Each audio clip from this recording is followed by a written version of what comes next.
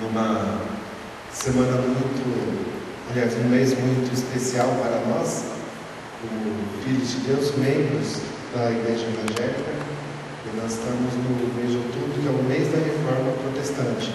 Embora o diabo ele tenta camuflar e tenta ensinar, trazendo cultura que não somente não é do nosso país, mas não é uma verdade, dizendo que outubro é o mês das bruxas, né? Que dia 31 de outubro ainda, o dia 31 de outubro é o dia das bruxas, né? Eu queria saber quem foi que inventou essa palhaçada.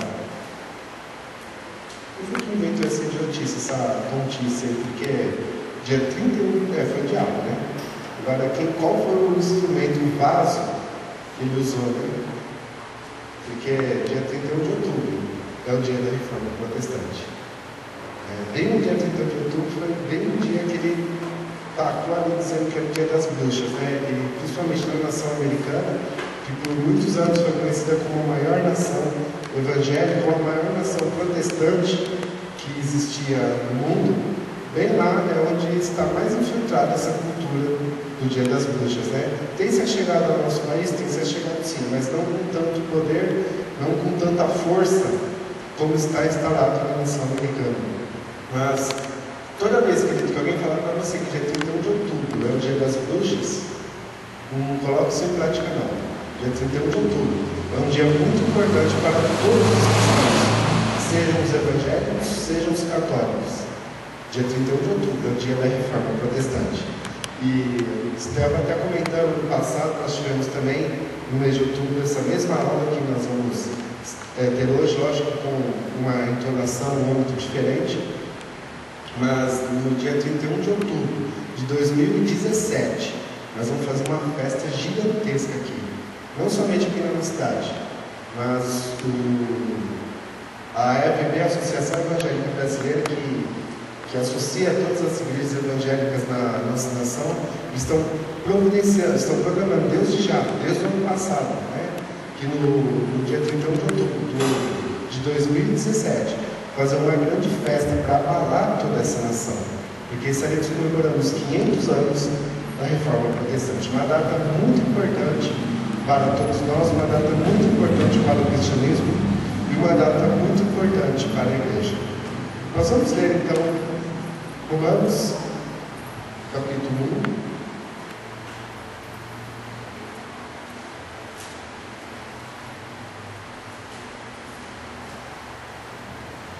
Romanos, capítulo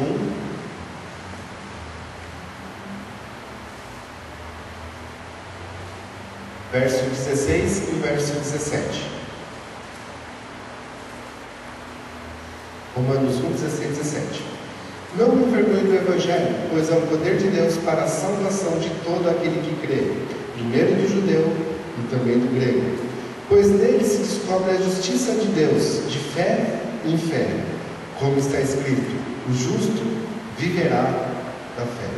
Então, quando nós estivermos encerrando a nossa aula hoje, nós vamos ler esse texto aqui, tá? Romanos capítulo 1, o verso 16 e o verso 17, tá? Não me envergonhe do Evangelho, pois é o poder de Deus para a salvação de todo aquele que crê, primeiro do judeu e também do grego, pois nele se descobre a justiça de Deus, de fé em fé, como está escrito, o justo viverá da fé. No decorrer do primeiro tópico aqui da aula, nós já vamos entender por que esse texto ele é muito importante, tá? Então nós vamos voltar aqui rapidinho, amados, para o livro de Atos, capítulo 2. Nós vamos comentar aqui rapidinho sobre a criação da igreja, sobre a fundação da igreja. Essa foi uma aula que nós tivemos no ano passado. Você lembra, no mês de outubro, nós tivemos 4 aulas sobre a história da igreja. Então nós vamos comentar aqui rapidinho, Atos capítulo 2 e o verso de número 2. Aliás, Atos capítulo 2, verso 1. Cumprindo-se o dia de Pentecostes, estavam todos reunidos no mesmo lugar. De repente veio do céu como um som de um vento impetuoso e encheu toda a casa onde estavam sentados. E viram línguas repartidas como de fogo, as quais pousaram sobre cada um deles. Todos foram cheios do Espírito Santo e começaram a falar em outras línguas conforme o Espírito Santo lhes concedia que falasse. Aqui nesse verso de número 1, o capítulo 2 do livro de Atos, Nós estamos 50 dias após a Páscoa, 50 dias após o dia da ressurreição, o domingo da ressurreição do Senhor, no mesmo ano em que o Senhor tinha ressuscitado. Exatos 50 dias após a ressurreição, exatos 10 dias após a ascensão de Jesus aos céus, que está lá no capítulo 1, o verso de número 9, 10, 11 e 12. Atos capítulo 1, verso 9, 10, 11 e 12. Nós vemos ali o escritor Lucas aqui relatando que Jesus estava conversando com os seus discípulos e foi subindo até chegar aos céus. Então, 10 dias após esse acontecimento, nós temos aqui os discípulos de Jesus, ali chamados agora de apóstolos, estavam aqui reunidos no mesmo lugar chamado cenáculo, buscando a presença, buscando o poder de Deus, buscando em oração, até que foram cheios do Espírito Santo. Como nós até comentamos já em algumas aulas, né? Deve ter sido difícil, porque eles passaram 10 dias em oração. E nesses 10 dias eles não tinham o poder do Espírito Santo. Estavam orando na própria força do homem. Estavam ali se dando, inteiramente entregando ali o seu coração. Estavam ali calejando seus joelhos ali em oração. Até que no 10º dia, no final do 10º dia, no final do dia, onde era comemorada a festa de Pentecostes, o Espírito Santo veio sobre a vida deles e encheu toda a casa e encheu todo lugar onde eles estavam. E esse acontecimento, amados, não moveu somente com a vida deles, não moveu somente com a vida daquelas em torno de 40 pessoas que estavam reunidas ali naquele lugar. Moveu com toda a história da humanidade. Porque se hoje nós somos salvos em Cristo Jesus, se a salvação chegou até nós hoje, se hoje nós temos uma igreja a qual nós podemos congregar, se hoje nós temos uma igreja a qual nós ouvimos a palavra de Deus, se hoje nós temos uma igreja ao qual nós fazemos parte, nós fomos batizados e hoje nós somos membros, foi devido a esse acontecimento. Tudo começou aqui neste lugar. Tudo começou aqui nesse dia de Pentecostes. Tudo começou ali. Não há como nós dizermos assim que a igreja ela não descende dos discípulos de Jesus. Todos nós descendemos deste lugar. Continuando aqui no verso 42, como já foi lido aqui muito nesses dias, até mesmo no culto de oração, no culto da semana, há 2 domingos atrás o pastor Lúcio esteve explanando esse texto aqui no domingo à noite, diz lá: e perseveraram na doutrina dos apóstolos, na comunhão, no partir do pão e também nas orações. Aqui nós encontramos 4 pilares do Evangelho. Os 4 pilares da vida cristã estão aqui no verso 42. Nós não vamos estar destrinchando aqui porque não é essa a nossa aula. Mas o que nós queremos dizer apenas esta foi a base da igreja. Esta foi a base que fundamentou a igreja. Esse aqui era os primeiros pilares de construção, de edificação da igreja. Quando nós falamos de edificação da igreja, nós estamos falando do templo aqui, do salão construído, né? Estamos falando da nossa base de fé. Porque nessa época aqui eles não tinham ainda a teologia sistemática. As cartas do Novo Testamento vieram a ser escritas 30, 60 e até 70 anos após a criação da igreja. Então aqui eles tinham apenas a fé, eles tinham apenas o poder do Espírito Santo na vida deles, eles tinham apenas um pouco do que eles tinham ouvido falar de Jesus. Nenhum dos evangelhos ainda haviam sido escritos, pouco se sabia sobre Jesus, sabia apenas o que eles tinham visto, apenas o que um comentava com o outro. Porque tal dia Jesus falou assim, porque tal dia Jesus fez tal milagre. Falavam apenas o que eles conheciam, apenas o que tinham visto, o que ouviam e retransmitiam, as mesmas histórias, mas todas no poder do Espírito Santo. Esse é o mais importante, né? No poder do Espírito Santo. A igreja, ela iniciou os seus dias no poder do Espírito Santo. A igreja se fundamentou nos 4 pilares do Evangelho, sim, mas no poder do Espírito Santo. Porque sem o poder do Espírito Santo, nós não vivemos nenhum dos 4 pilares, né? Sem o Espírito Santo, nós não perseveramos na doutrina. Sem o poder do Espírito Santo, nós não perseveramos na comunhão, não perseveramos no partir do pão, muito menos nas orações. Sem o Espírito Santo não dá. Na força do homem não dá. Na nossa vontade não dá. Somente no poder do Espírito Santo. Quando nós chegamos no capítulo 8 de Atos, e nós vemos o relato ali da morte de Estevão, tem uma chave muito interessante aqui, no verso de número 1. Também Saulo consentiu na morte dele. Fez-se naquele dia grande perseguição contra a igreja que estava em Jerusalém, e todos foram dispersos pelas terras da Judéia e da Samaria, exceto os apóstolos. Então nós vemos aqui no verso 1, mas está falando da morte de Estevão. Sim, está falando da morte dele, sim, o primeiro mártir da igreja, sim.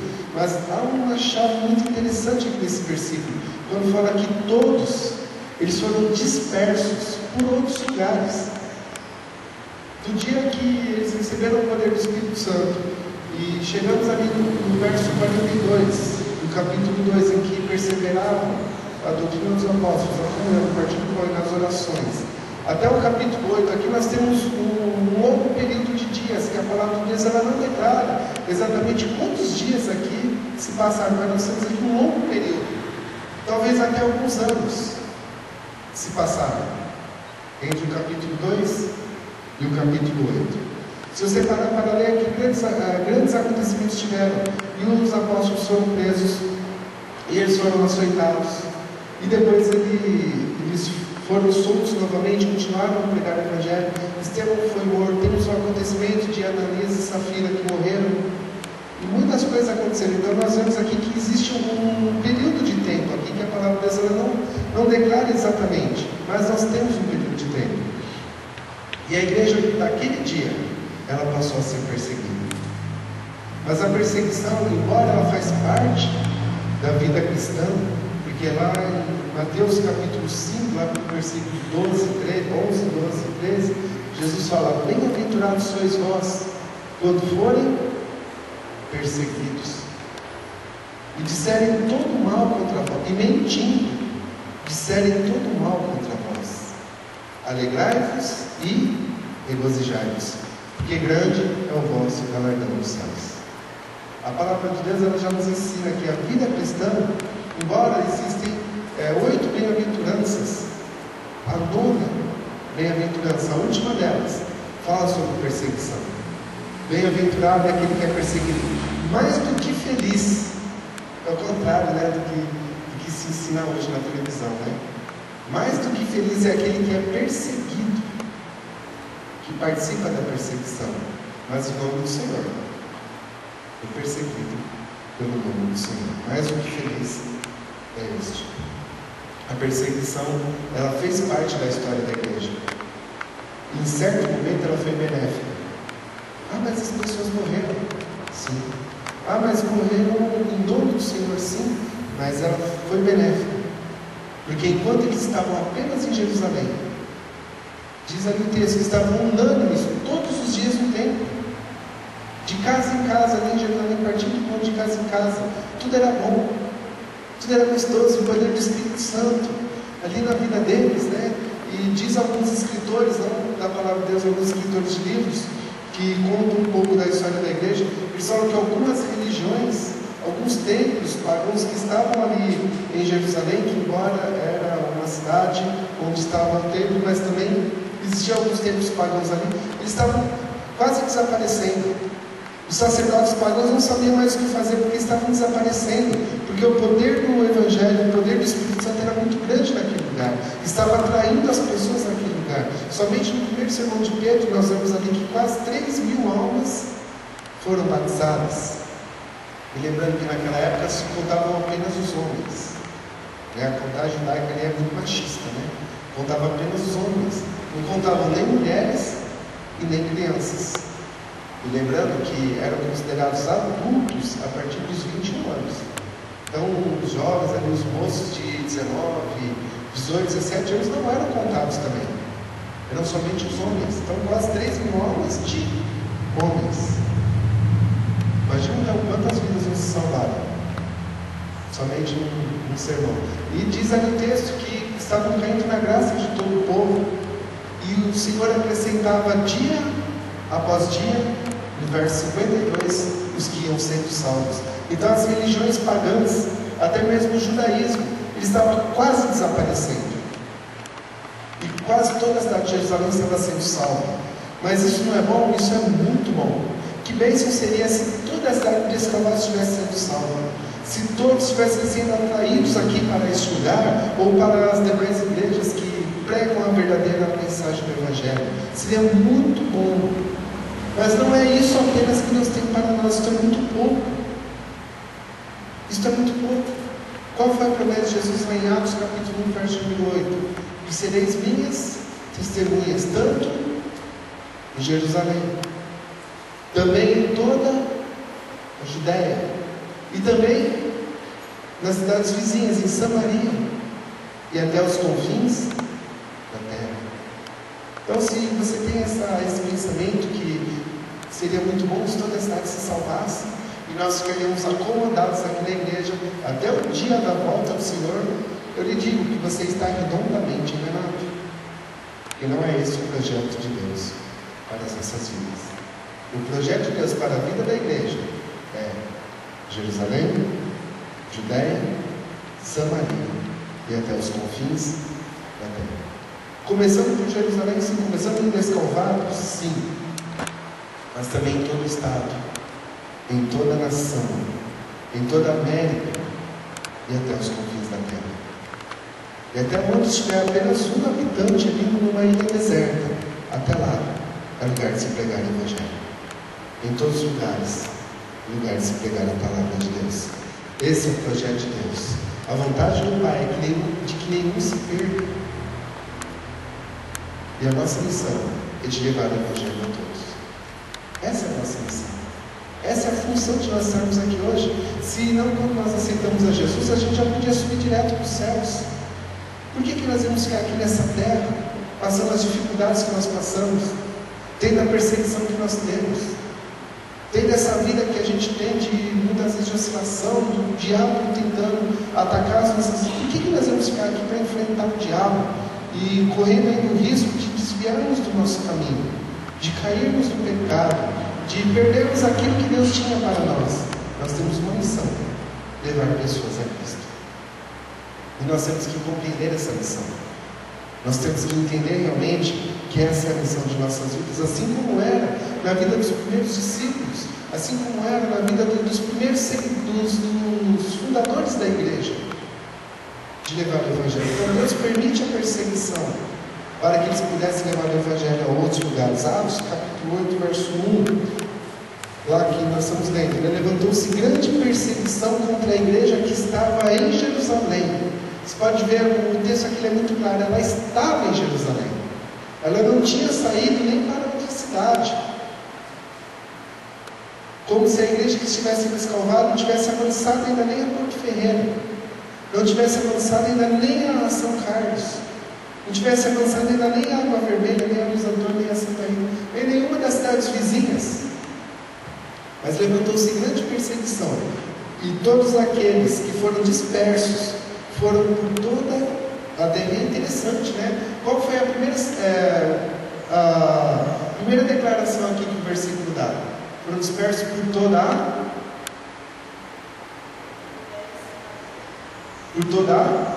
Judéia. E qual outro lugar?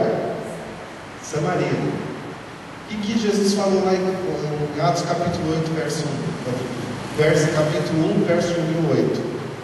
Sereis minhas testemunhas em Jerusalém, onde eles estavam. Depois, qual seria o segundo lugar? Judéia, toda a Judéia e Samaria. Qual faltou aqui no verso 1? Faltou os confins da terra, né? Esse ficou para nós. Né? É interessante, né? Porque, ó, capítulo 1, verso 8. Capítulo 8, verso 1. Tá? Os mesmos lugares, né? E os discípulos aqui eles foram, segundo o que o Espírito Santo falou, segundo o que Jesus falou. Por Jerusalém, primeiro em Jerusalém, depois em Judéia, Samaria e os confins da terra. Os discípulos foram realmente em Jerusalém. Capítulo 8, verso 1 diz que eles foram por toda a Judéia, depois eles foram para Samaria e deixaram para nós, que estamos aqui hoje, os confins da terra. O mais fácil que eles fizeram, entre aspas, né? Logicamente, é uma brincadeira, né? E pregar o Evangelho em qualquer lugar também não é fácil. Qualquer lugar requer o poder do Espírito Santo, né? Mas para nós ficou os confins da terra. Amém? Amém mesmo? Os irmãos não gostaram muito da ideia, mas para nós ficou os confins da terra. Amém. A igreja então ela foi perseguida até o ano 300, quando nós chegamos no que é conhecido, estudamos no ano passado, de igreja imperial, quando a igreja ela se alia ao Império Romano. E o Império Romano declara a igreja cristã, que era a única igreja que existia na época, né? Até então se existiam os templos, e declara a igreja cristã como a religião oficial do Império Romano. E a igreja então ela se alia ao Império Romano naquele momento, ano 300, tá? Ou seja, mais ou menos uns 270 anos após a fundação da igreja. Ela passou ali mais ou menos 270 anos escondida na perseguição, mas isso não foi motivo para ela parar, porque ela continuou crescendo, tá? Por outras cidades, outras nações, alcançando toda a região da Ásia Menor, e chegando próximo à Europa, a igreja ela foi crescendo, ela foi disseminando os seus ensinamentos, ela foi disseminando o poder do Espírito Santo. As cartas do Novo Testamento elas foram escritas, o livro de Apocalipse foi escrito e começou a ser divulgado e começou a ser passado. Logicamente que eles não tinham uma Bíblia tão bonita como nós temos hoje, eles não tinham uma coleção assim tão rica como nós temos hoje. Logicamente que eles tinham aqueles rolos antigos que tinham que abrir um e ficar copiando ali, né? Porque a imprensa foi existir somente no ano de 1490, muito após, né?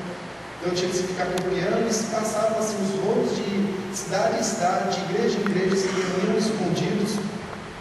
E logicamente quando se passavam os rolos, não era a Bíblia inteira, bonitinha assim, igual a que nós temos hoje, alinhadinha. Se passava o capítulo 1 de Romanos, aí depois chegava o capítulo 8 de 2 aos Coríntios, e totalmente aleatório. Mas se passavam de igreja em igreja os rolos ali para se lerem, né? Porque existia a teologia sistemática, ela só veio existir depois, mais ou menos no ano de 1600, né? Ou seja, nós somos agraciados, somos realmente agraciados, porque nós temos um poder muito grande em nossas mãos. E, amados, não desperdice o que você tem, porque os próprios discípulos, apóstolos de Cristo, eles desejaram ter o que nós temos em nós, mas eles não tiveram. O Senhor reservou para nós, o Senhor reservou para o nosso bem, Ele reservou para o nosso ministério, Ele reservou para o meu ministério, Ele reservou para o seu, aquilo que Ele confiou somente às suas mãos, tá? Não aquilo que Ele confiou para a nossa igreja, mas aquilo que Ele confiou somente nas suas mãos. Ele reservou isso aqui para você. Então não desperdice, querido. Não deixe empoeirando lá na sua estante, não. Faça uso todos os dias do que você tem. É uma graça maravilhosa. Os fundadores da igreja, eles desejaram ter. Quantos ainda não desejam ter, né? Em países onde a pregação do Evangelho hoje é proibida e chegam apenas porções da Bíblia. Quantos de nós não temos em casa aquela porçãozinha, né, do Novo Testamento guardada? A gente já nem usa mais, né? E a gente tem a Bíblia inteira. Quantos não tem em casa somente o Evangelho de João? Sabe aqueles que tinham o Evangelho de João guardado ali, empoeirando, porque nós nem usamos mais? Irmãos, lá na China comunista, eles anseiam por ter um livretinho daquele. Eles anseiam por ter um livretinho daqueles. Nem que for em outra língua. Não tem problema, eles aprendem outra língua somente para conseguirem ler. Eles anseiam por ter um livretinho daquele. Então não desperdiça a riqueza que você tem nas suas mãos. Ainda ontem estávamos com jovens, o irmão falou assim: eu tenho 7 Bíblias na minha casa. Falei, glória a Deus. Glória a Deus por isso. Eu cheguei em casa e fui contar. Eu também tenho 7, exatamente. Sem contar as eletrônicas, né?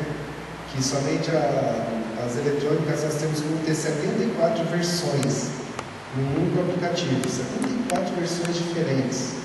É uma riqueza, uma dádiva de Deus para o nosso tempo e para as nossas vidas. Então, não desperdiça, querido, não desperdiça o que você tem nas suas mãos, tá?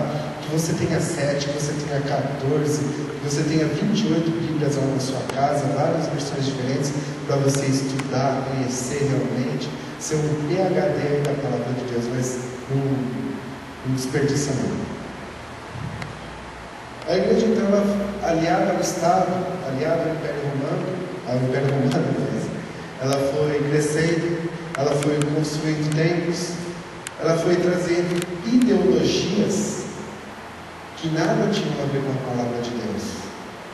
Quando chegamos a mais ou menos o ano de 1200 a 1300, a igreja ela se desvincula do Império Romano e ela passa a ser uma instituição independente. Ela está desaliada ao governo. Ela passa a ser, então, pela primeira vez, uma instituição independente, que possui seus templos, que possui seus sacerdotes e muitas heresias, vamos dizer assim, passam a ser ensinadas dentro da igreja com a função, com a direção de se trazer recursos financeiros para dentro da igreja, para que ela pudesse continuar crescendo. Porque enquanto ela era aliada ao Império Romano, ela era rica. Ela possuía templos maravilhosos, né? Os padres e papas moravam em castelos, os nobres tinham a escola, né? Porque naquela época não existiam escolas, só aprendiam a ler e escrever os padres, aqueles que seriam infiltrados dentro da igreja. E isso para a igreja era muito bom, né? Porque a igreja se fortalecia cada vez mais. Quando chegamos então nesse ano de 1200 a 1300, a igreja se desvincula do Estado.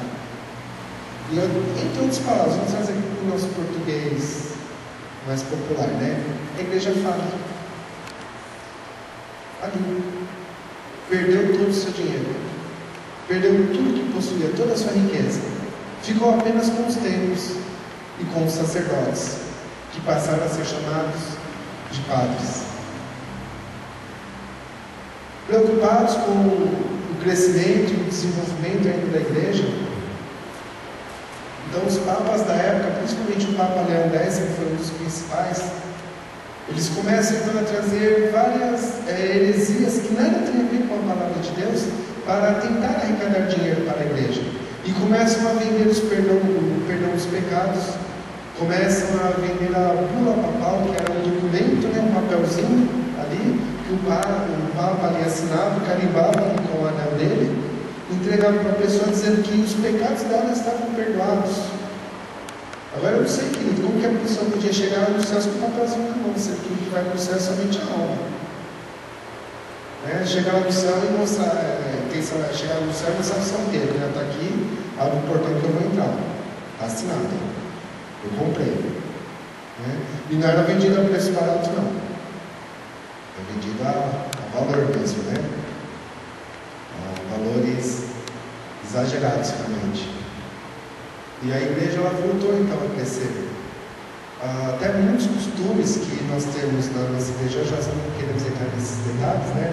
Mas um dos que eu achei mais interessantes, pesquisando esses dias para nós trazermos aqui na nossa aula, é a questão dos padrinhos. Eu achei um costume muito interessante, né?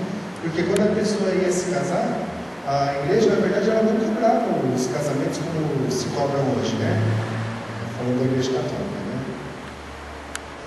Hoje se cobram os casamentos. Naquela época não se cobrava. Então a pessoa que fosse casar, ela tinha que levar pelo menos 3 padrinhos, 3 casais. E esses casais, para eles poderem ser os padrinhos, eles contribuíam com o valor financeiro, não para a pessoa, mas para a igreja.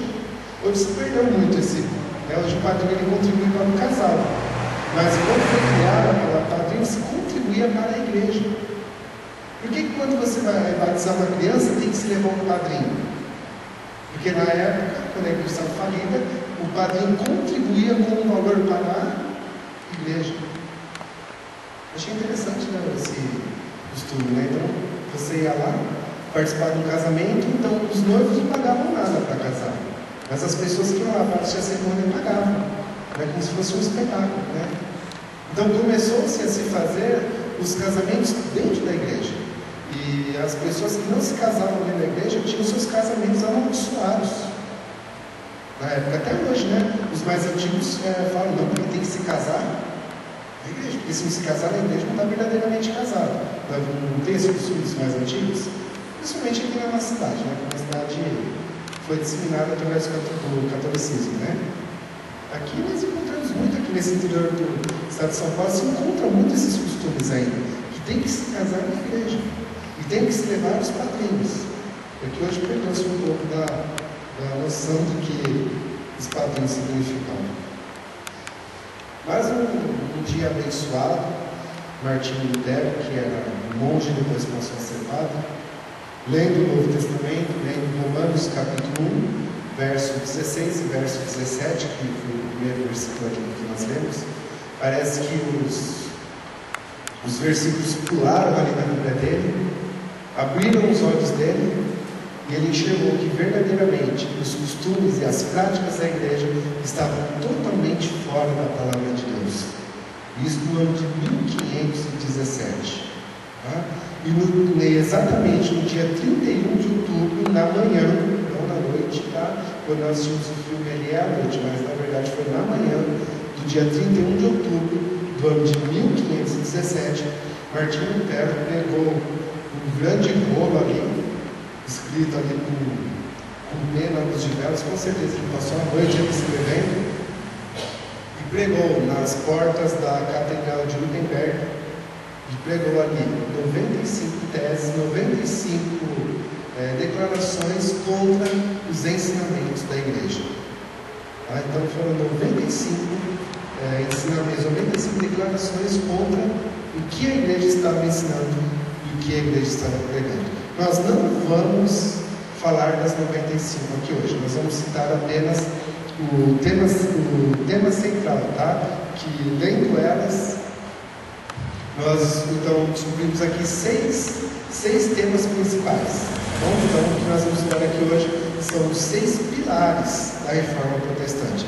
Ah, mas eu vi ali na internet, eu vi ali no curso de teologia, sim, realmente, tá? Os cursos de teologia, eles ensinam 5 pilares da reforma protestante. A internet, vários sites ali que falam da reforma, eles ensinam 5 pilares da reforma protestante. Nós vamos ensinar 6 a você, tá bom? Você vai ser agraciado. Você vai aprender um a mais, tá? Não tem como nós deixarmos esse último de fora. Tá? Foi um pilar muito grande que mudou e revolucionou a vida da igreja. Nós não temos como ensinar um a mais, como deixar de ensinar um a mais, tá bom? Então, quando você ler lá na internet ou nos cursos de teologia, vão dar 5. Eu quero dar 6 a vocês nesta manhã, tá? Não vou criar aqui heresia, pode ficar sossegado. Tudo está na palavra de Deus. Bom, primeiro pilar está lá em 2 Timóteo, capítulo 3, verso 16. Porque toda escritura é divinamente inspirada por Deus.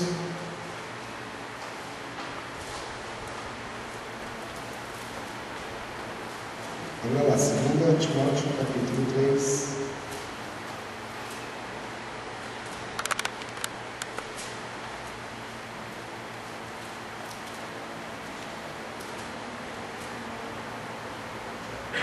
Toda escritura é divinamente inspirada e proveitosa para ensinar, repreender, para corrigir, para instruir em justiça, a fim de que o homem de Deus seja perfeito e perfeitamente preparado para toda boa obra. Tá? O texto fugidamente. Então, por isso que eu tive que ler. Tá? Toda a escritura é divinamente inspirada e proveitosa para ensinar, para repreender, para corrigir e para instruir em justiça. Então, nós temos aqui 18 teses, tá? Nós não vamos ler as 18, que Lutero defende esse ensinamento, que Lutero defende esse versículo, tá? 18 teses apenas defendendo esse versículo. Que o que realmente vem para mudar, para transformar a vida do homem, para trazer renovo, para nos ensinar um novo caminho, nos ensinar o caminho de Deus, é a palavra de Deus. O que vem para nos ensinar realmente é a palavra de Deus. O que muda as nossas vidas, o que transforma o nosso ser, o que transforma o nosso homem interior é a palavra de Deus. É isso que vem para realmente nos mudar. Interessante, amados, eu creio que vocês devem ter reparado que nós comentamos que no ano de 1490, isso é história mundial, tá? Se você pode pesquisar em qualquer livro de história da quinta, sexta, sétima série, você vai ver lá que no ano de 1490, no Renascimento da Alemanha, foi feita a criação da imprensa no ano de 1490, tá? E no ano de 1517, cerca de 17, 10, 20, quase 30 anos depois da criação da imprensa, então Deus levanta esse homem aqui, Martinho Lutero, para começar a escrever. Então a imprensa ali tinha acabado de ser criada, então a imprensa ela foi uma aliada para a reforma protestante. Por quê? Porque então os livros de Martinho Lutero começaram a ser impressos e ser distribuídos. Os livros de Lutero eles não eram vendidos, eles eram distribuídos pela cidade. E as pessoas ficavam ali nas praças distribuindo, as pessoas passando distribuíam os livros. Lógico que eram livros pequenos, livretos apenas. E essas 95 teses ele pregou então num dia de manhã. Por que se pregava ali? Porque o jornal da cidade ainda não existia, a imprensa existia, mas o jornalismo, o jornal como nós conhecemos hoje, ainda não existia. Então as portas da catedral que ficavam no centro da cidade era um lugar onde as pessoas usavam para se reunir de manhã. Que naquela época se vivia apenas a agricultura, né? Então as pessoas antes de irem para os campos, de irem trabalhar, antes de pegarem a carroça, o vinho, o cavalo, então passavam ali na porta da catedral e se via ali o que estava se pregado ali, os papéis que eram pregados, né? As notas de falecimento que eram pregadas ali, então as notícias eram pregadas ali nas portas da catedral. Então foi essa a intenção dele, que todos pudessem ler e todos pudessem compreender. Ele não pregou nas portas da catedral para atacar os padres, não foi para isso não, porque ele mesmo era um padre.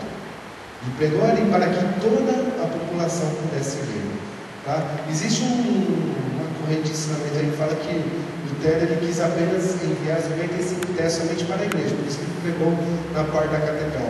Se isso fosse verdade, ele tinha mudado lá para Roma, onde estava a sede da igreja. Mas ele pregou ali para que as pessoas simples pudessem compreender. Lógico que a maioria não sabia ler. Então eles iam lá, olhavam e tinham alguém ali, caramba, o que está escrito aqui, né, que precisa ler ali? Iam decifrando ali as palavras, iam trazendo ensinamento. E na época, irmãos, a Bíblia ela não estava traduzida para todas as línguas assim como nós temos hoje, traduzida para o português. Ela estava apenas em latim. E as missas, elas eram dadas apenas em latim. Para quê? Para que a população não entendesse. Imagina só, você chega no culto, você senta aí no banco, aí o pastor vem aqui na frente e prega 1 hora em latim. Você sai como? Se a pessoa entra vazia, ela sai com o pote furado, sai mais vazio ainda, não entendeu nada, não aconteceu nada na vida dela. E o primeiro livro de Lutero, o primeiro livro que ele escreveu, se chama Somente a Bíblia e Toda a Bíblia. Lutero, logicamente, ele foi condenado pela igreja, ele foi levado para ser julgado pela igreja, ele foi levado no tribunal e falaram para ele: ó, você tem que se retratar. Pegaram o Lutero, colocaram ele bem na frente do tribunal, colocaram numa mesa e colocaram todos os livros que ele tinha escrito, combatendo os ensinamentos da igreja, e falaram assim para ele: olha, você tem uma chance, você nega, fala que tudo isso aqui é uma grande mentira, que você estava totalmente enganado quando você escreveu aqui esses livros, que você estava errado e que você rejeita toda essa leitura e você sai por aquela porta ali livre da sua condenação. Caso contrário, você será condenado, e condenado à morte, e seria condenado à forca.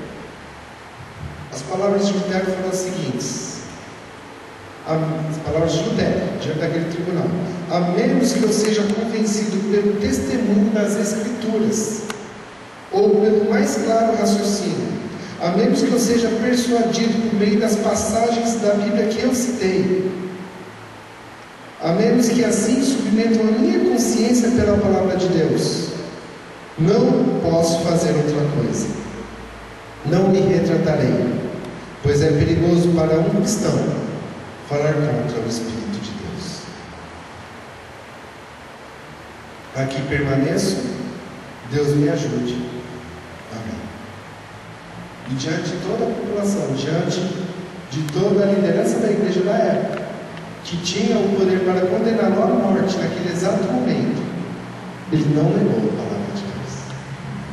Ele não negou a verdade da palavra de Deus. Então esse é o primeiro pilar da reforma protestante. A Bíblia, somente a Bíblia. Você que está anotando aí pode anotar. O primeiro pilar da reforma protestante. A Bíblia e somente a Bíblia. Somente ela é o poder de Deus. Somente ela é a palavra de Deus. Somente ela pode mudar a nossa vida. Somente a palavra de Deus pode trazer renovo, vitória, restauração para a nossa vida. Somente a palavra de Deus. Onde está baseada a nossa fé? Na palavra de Deus. Onde está baseada, onde está alicerçados os nossos pés, estão alicerçados na palavra de Deus. Se há algo que nós temos que priorizar, ver se a nossa vida está de acordo, se a nossa vida está de acordo com a palavra de Deus. Irmãos, algo que eu acho, até já comentei aqui na escola, que eu acho muito curioso, até muito interessante, né? É a pessoa que se converte e fala no trabalho dela, no que é baseada a sua igreja? A minha igreja é baseada na Bíblia. E toda a Bíblia. Só que a pessoa nunca leu a Bíblia. E fala que a fé dela está baseada na Bíblia. Quantos nós encontramos assim? No mundo de hoje. Não estou falando da nossa igreja, estou falando da igreja evangélica em geral aqui na nossa nação. Quantos estão baseados assim, né? Você é crente, sua fé está baseada na Bíblia, está aqui testando a Bíblia, eu não sei, nunca li. Eu só leio aquele versículo que o pastor cita ali no culto. Nunca li. A fé está baseada em quê, então? Isso é o que o Senhor Jesus falou lá em Mateus capítulo 7, o alicerce colocado na areia. Não é que o alicerce não foi colocado na palavra de Deus, ele não foi alicerçado na palavra de Deus.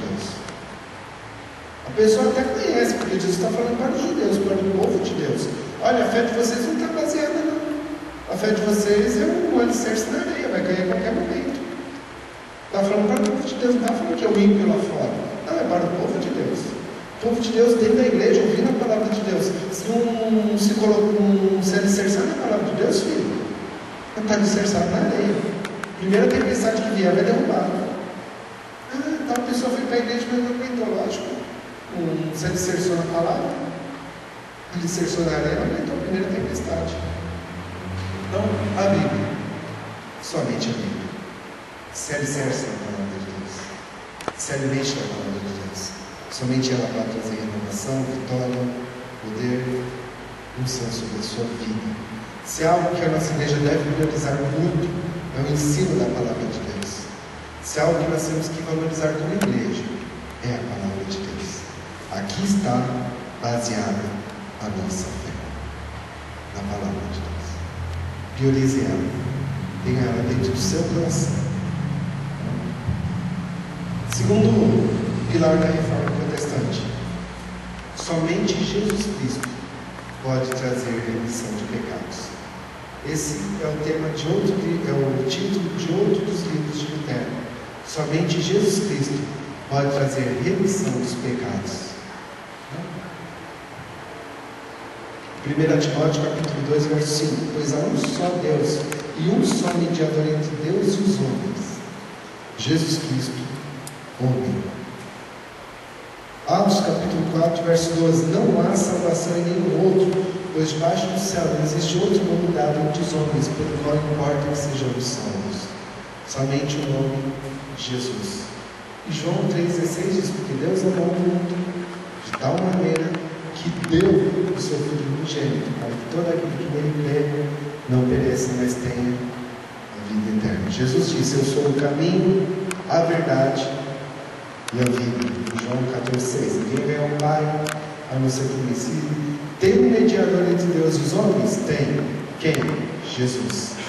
Somente Ele é o nosso mediador. Tá?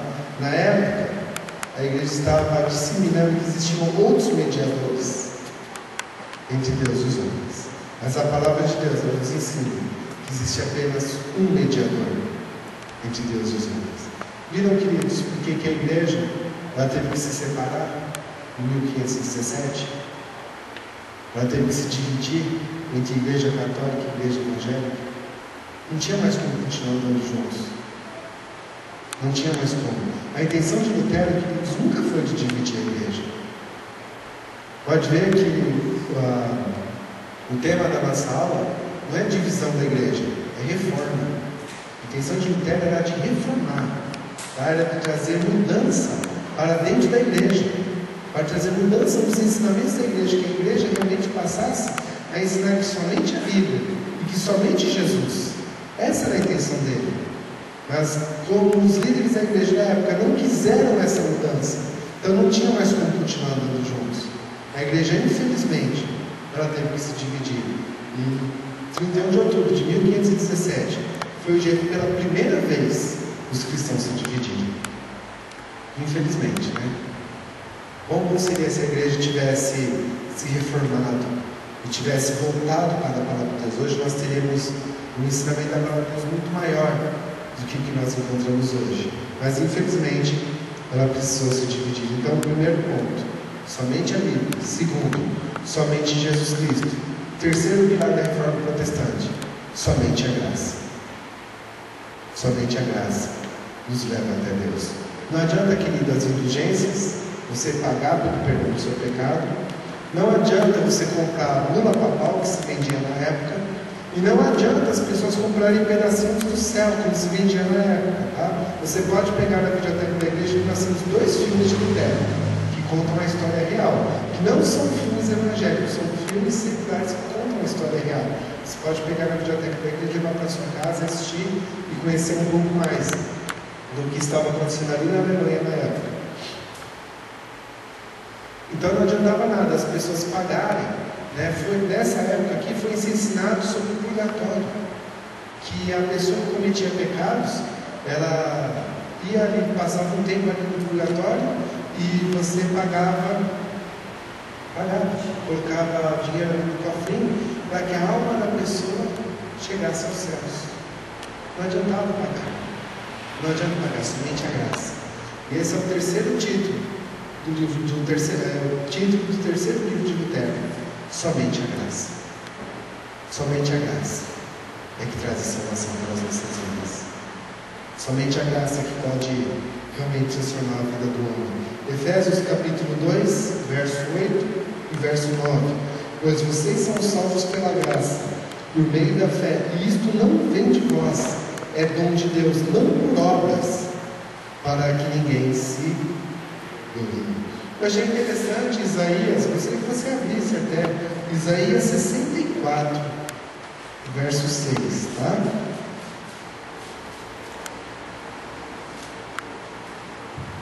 Isaías 64, 6. Somos como impuro, todos nossos atos de justiça são como trapos imundos, murchos como folha, e como vento em nossas iniquidades nos levam para longe. Tá? Ou seja, os nossos atos de justiça, a nossa forma de tentar nos justificarmos diante do homem, tentar se justificar diante de Deus, a forma como a igreja ensinava que o homem se justificava diante de Deus, o homem conseguia o perdão dos seus pecados diante de Deus, é tratado como um trapo, um pano imundo, né? Nós já ensinamos o que é isso, né? Esse trapo de imundícia, né? As nossas obras, a nossa tentativa de se tornar justos diante de Deus é um pano sujo, é um trapo de imundícia. Mas a graça de Deus, de Efésios 2:8, é maravilhosa. E é somente ela que nos salva, somente a graça. E a graça é de graça, você não precisa pagar nada para ela. Não há dinheiro que possa comprar. Por isso que a palavra de Deus fala que uma alma, ela vale mais do que o mundo inteiro. Isso não quer dizer que você tem que vender tudo para salvar uma pessoa. Diz que mesmo que você vender tudo que existe no mundo, você jamais vai conseguir o valor de uma alma, porque uma alma é comprada pelo sangue do Cordeiro de Deus. Uma alma ela é lavada somente pelo sangue de Jesus. É somente o sangue de Jesus que lava a alma. É somente o sangue de Jesus que compra uma alma para o inferno e traz para dentro do reino de Deus. É somente a graça. Somente a graça dele que está em nossas vidas. Quarto livro de Lutero, amados, o quarto pilar da reforma, somente a fé. Hebreus capítulo 11, verso número 6: sem fé é impossível agradar a Deus, porque quem dele se aproxima precisa crer que Ele existe e saber que Ele é recompensador daqueles que o buscam. Romanos capítulo 5, verso 1: temos sido, pois, justificados pela fé, temos paz com Deus, por meio do nosso Senhor Jesus Cristo. E Romanos 1,17, parte meio que nós já lemos: o justo viverá da fé. Ele terá uma vida justificada, seus pecados são justificados diante de Deus, através da sua fé, através de ele acreditar que Jesus realmente morreu pelos seus pecados. Quinto ponto, quinto pilar da reforma protestante: somente a Deus toda a glória. Somente a Deus toda a glória. Está defendido lá em 1 Coríntios capítulo 10, verso 31. Assim, quer vocês comam, quer vocês bebam, façam qualquer coisa, façam tudo para a glória de Deus. Isaías 42, verso número 8: eu sou o Senhor, este é meu nome, não darei a outro a minha glória, nem a imagens e nem a povo. Eu sou o Senhor, e não darei a outro a minha glória. Então a glória pertence somente a Deus. A igreja, na época de Lutero, era chamada de Santa Igreja. Santa Igreja. E se ensinava que a glória pertencia à igreja. Então a igreja tinha que ser recoberta, os templos, tinham que ser recobertos com ouro. Ele tinha que ter utensílios de ouro, porque lá era um lugar santo, lá era um lugar sagrado, lá era um lugar maravilhoso, lá era um lugar de glória. Não, queridos, a glória pertence somente a Deus. Então esses 5 pontos são 5 títulos dos livros de Lutero, tá bom? Somente a Bíblia, somente Jesus Cristo, somente a graça, somente a fé e somente a Deus toda a glória, tá? 5 livros de Lutero. 5 livros de Lutero, tá? E o 6º livro que ele escreveu, que não está no pilar da reforma protestante, é o que eu acho mais interessante, que os cursos de teologia não reconhecem como pilar, mas é o sacerdócio universal, que isso era algo que não existia na igreja. O sacerdote era somente o padre. E sabe uma coisa, amados? Esse ensinamento, ele está chegando na igreja hoje. Esse ensinamento, ele faz parte da igreja evangélica hoje. Foi o único ensinamento que continuou. Ensinamento não, aliás, é o único heresia que continuou. Que continua entrando na igreja hoje. Que continua fazendo, mas a igreja fez parte da reforma, sim, mas esse ensinamento, ele continua impregnado no coração dos crentes hoje. Infelizmente, essa heresia continua batendo aqui e bate forte ainda. E se ensina na televisão hoje, por entrelinhas ali. Se você prestar atenção, você vai ver que esse ensinamento, infelizmente, ainda bate hoje. Mas eu queria primeiro combater ele lá em Apocalipse capítulo 5, e o verso 1.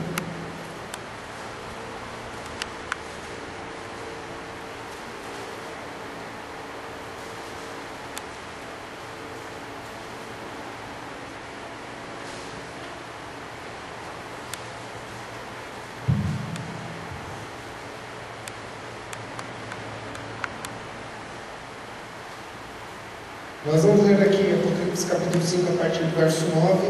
Nós vamos ver ali os 24 anciãos, os anjos, cantando uma canção que diz o seguinte: e cantavam um novo cântico dizendo: digno és de tomar o livro, de abrir os seus selos, porque fostes morto, e com o teu sangue comprastes para Deus. Presta atenção. Homens, aqui vai falar dos homens. Quem são esses homens? Homens de toda a tribo, língua, povo e nação, os quais para o nosso Deus foram feitos reinos e...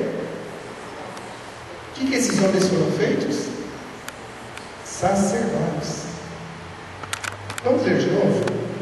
Digno és de tomar o livro e de abrir os seus selos, porque foste morto, que está falando de Jesus, e com o teu sangue comprastes para Deus homens. Quem são os que são comprados para Deus? Quem são esses homens que foram comprados para Deus? Somos nós, certo? Você foi comprado para Deus pelo Senhor Jesus. Eu também, graças a Deus, por isso somos nós. Tá? Então aqui vai falar de nós. Quem somos nós? Homens de toda tribo, língua, povo, nação, aos quais, para o nosso Deus, nós fomos feitos reino, ou seja, onde Ele vem reinar dentro de nós, e fomos feitos também o quê? Sacerdotes. Então quem são os sacerdotes da nossa geração? São os padres? Os pastores da igreja? Quem são os sacerdotes? Somos nós. Todos são sacerdotes. Capítulo 1 de Apocalipse.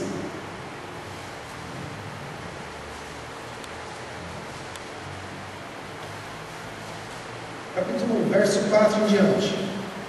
João, as 7 igrejas que estão na Ásia, graça e paz aos outros, da parte daquele que é, que era e que há de vir, e da parte dos 7 Espíritos que estão diante do trono de Deus, e da parte de Jesus Cristo, que é a fiel testemunha, o primogênito dos mortos e o príncipe dos reis da terra, aquele que nos ama e em seu sangue nos lavou dos nossos pecados. Então está falando de nós aqui, ó, de nós, tá? E nos fez reinos e sacerdotes. Então a palavra de Deus fala que nós somos feitos reinos sacerdotes. Por que eu quis ler esse segundo texto? Porque talvez lá em Apocalipse capítulo 5, a pessoa pode falar assim, mas nós seremos sacerdotes, que a igreja defende, tá? Que a igreja católica defende até hoje. Nós seremos sacerdotes no dia que nós chegarmos nos céus, porque ali quem está cantando são os 24 anciãos que estarão um dia diante do trono de Deus lá nos céus. Tudo bem. Apocalipse 5 fala isso.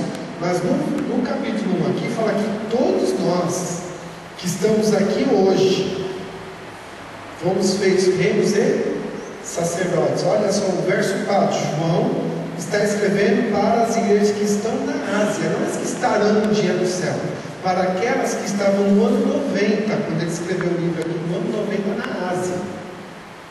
Ou seja, no ano 90, já a partir do ano 90, nós estamos em 2014, né, já faz um bom tempo, né? Então, as pessoas já eram feitos reinos e sacerdotes. Hoje, o sacerdócio, aqui, ele é universal. Tá? O que isso quer dizer, amado? Que todos nós podemos orar em qualquer lugar. Eu acho muito interessante o que o pastor Lucinho fala, né? Quase em todas as mensagens deles ele fala que acaba o culto na igreja, lá no final do culto ele ora por toda a igreja, ora por todo mundo, que Deus abençoe a todos, que Deus guarde a semana. Aí acaba o culto, as pessoas vão lá na frente e falam assim para ele, pastor, ora comigo. E ele fala, mas o que eu acabei de fazer, querido? Eu não estava orando aqui nesse lugar. Irmão, você precisa procurar o pastor para orar com você, porque você é um sacerdote. Você é um sacerdote. Aconteceu algo tão interessante, acho que mais ou menos 2 meses atrás, e eu já conversei com uma pessoa, não vou citar o nome, mas eu creio que ela não vai ficar chateada, porque eu já conversei com ela. Tá? Mas eu vou citar a situação, que é muito interessante. Então ela me telefonou e falou assim, olha, a vizinha da minha mãe e o neto dela, eles querem ir na igreja. Falei, que bom, você já avisou para ela o endereço, os dias, horários de culto? Falou assim para mim, não. Muito pelo contrário, eu peguei o endereço dela para você ir lá fazer uma visita. Aí eu fiquei pensando, a pessoa quer vir na igreja, por que eu tenho que ir lá fazer uma visita? Não é contraditório? Não é contraditório? Por que se a pessoa quer vir na igreja, por que o pastor tem que ir lá na casa da pessoa convidada? Irmãos, não perde a oportunidade de ser bênção na vida das pessoas. Não perca essa oportunidade. A pessoa está tendo a oportunidade de trazer uma família para Jesus. Ela pega, liga para um dos pastores da igreja e fala para um dos pastores que vai visitar. Irmãos, não perca a oportunidade. Todos nós somos sacerdotes diante de Deus. Todos nós. Qual que era a função da abençoada? Ir lá, falar os horários, olha, eu passo aí na sua casa, eu vou aí buscar a senhora, eu trago a senhora da igreja. Porque a pessoa queria, estava disposta a vir à igreja. Tudo bem, querido. Então, para não ter contenda, não ter dificuldade, até fizemos a visita. O neto até veio. mas a mulher nunca quis vir depois da situação. Então, perde-se a oportunidade de ser bênção na vida das pessoas. Olha o que acontece também muito interessante, né? As pessoas se preocupam e falam: olha, tal pessoa está precisando de oração. Eu falo assim, quando vem me procurar, então você já sabe, mas se você vier falar isso para mim, nem vem. Eu falo assim: olha, se Deus revelou a você, é para você, né? Se Deus quisesse que eu fosse orar com a pessoa, Deus tinha revelado para mim. Deus teria revelado para mim.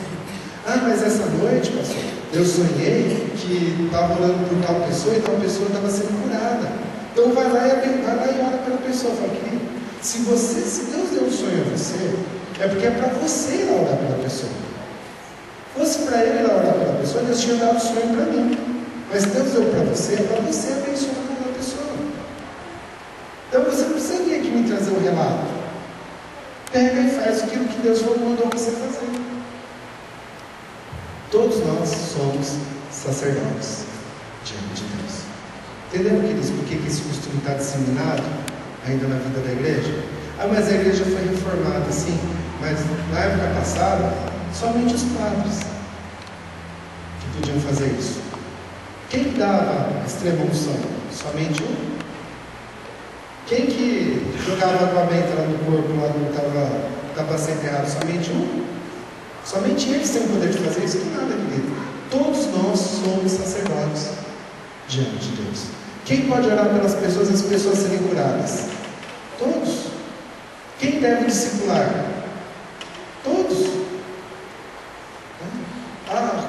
Também, rapidinho, que é algo que acontece muito aqui, e vira e mexe falando assim, para mim, pessoalmente, para mim, não sei se o pastor Messi acontece isso com eles, mas para mim acontece muito. Chega assim: olha, aquela pessoa está passando uma vida tão difícil, por que você não vai lá visitar ela?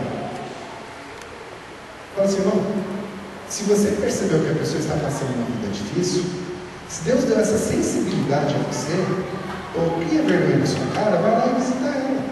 Não vem transmitir para mim. Você também é sacerdote diante de Deus.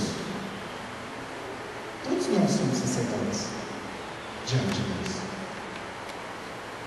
Uma época maravilhosa que nós tivemos aqui na igreja foi alguns meses atrás, quando nós tivemos visitas aqui na igreja. Muitos irmãos se puseram a visitar.